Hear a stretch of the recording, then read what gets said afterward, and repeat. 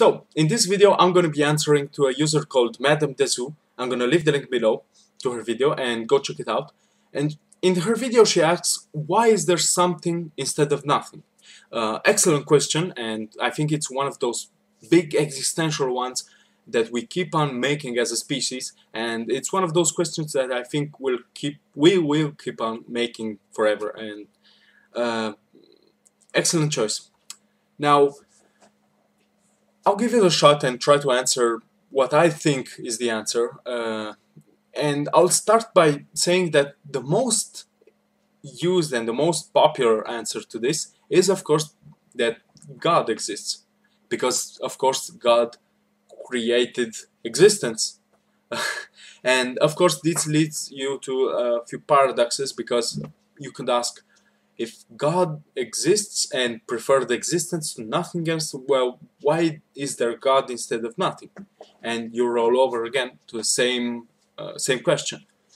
And another problem with this answer of God is that, of course, it implies that somehow nothingness couldn't have been the answer, because it's far more natural, let's say so. So the universe, it tends to nothingness. So the fact that there is something must be explained with God, and answering God implies that the two things, something and nothing, are not equivalent, but nothing is far more preferred than and natural than nothing, than something. And of course, the reason why we don't have nothing, which is far more simple and preferred, but have something which is far more improbable, is that there is God in the middle, who made something exist.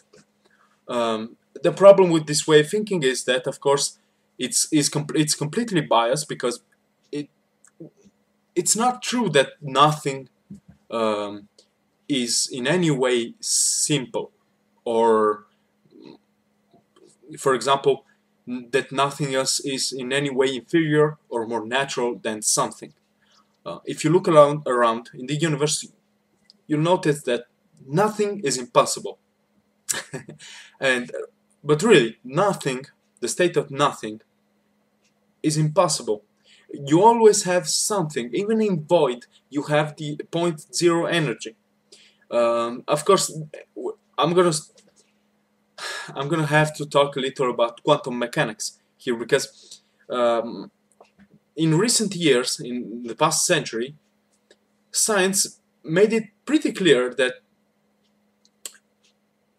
something, the existence, the state of existence, tends to be preferred as more natural, as more stable than nothing. So if you have a void, if you have a theoretical nothing, that nothing will tend to something. Nothing is extremely unstable and will always tend to change in something.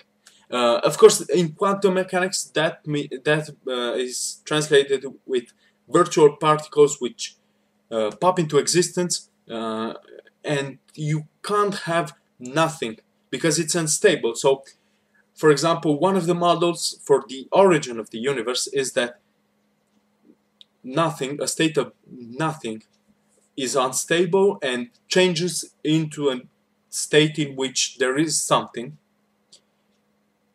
a state which is far more stable. And that's one of the answers to why there is something.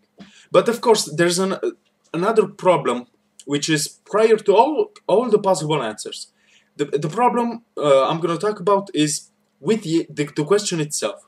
Because of course, any answer we give is an answer that we give from inside this system. Now, we are comparing existence and non-existence, but we're comparing it not from outside, from where we can evaluate the two things, but we are trying to compare this from inside existence. Now, of course, this is problematic because you can't say if existence or non-existence are preferred to one another from inside one of those things.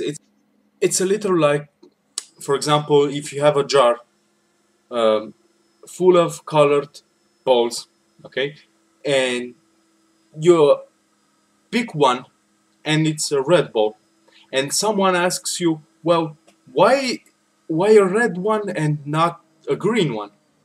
And of course, you don't even know if there is a green one down there. And with only one ball in your hand, you can't really say if the red one came out because they're all red, or the red one came out because it was on top, or I don't know.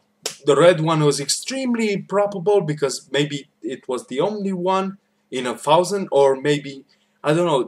It was full of red ones and there were 3, 4 green ones. So you can't really answer with only one ball, and it's not exactly the same thing, but it's kind of the same thing, the same problem here, because you can't answer why is existence preferred from inside existence, because you can't go outside and have a look at the two states and compare them. And again, my idea is that, at least from our view of science and of the world, existence is a state of things that is far more stable than non-existence. So, in my opinion, the best possible answer, of course, keeping in mind that there is the prior problem with us being in existence. But the best answer is maybe that um, we exist because we're stable. Existence is far more stable than non-existence. So that's that. Again, thanks a lot for asking the excellent question, and I was very happy to say to state my opinion on this. Hope to hear from you soon. And I'm dreaming house, and I hope you're dreaming too. Bye and peace.